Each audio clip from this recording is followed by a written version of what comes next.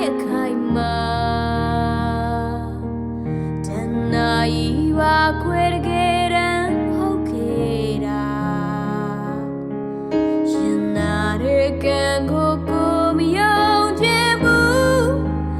မရမတဲ့ချိန်မှာရာရာရှုံးပေးလိုက်ပြီးဘဝမှာကွယ်အကျဉ်းသားဆုံးဖြစ်သူလည်းမရှိတော့ပြီရာရာဆုံးရှုံးခဲ့ပြီးချစ်သူရဲ့ရှုံးပေးထားခဲ့သူပါကွယ်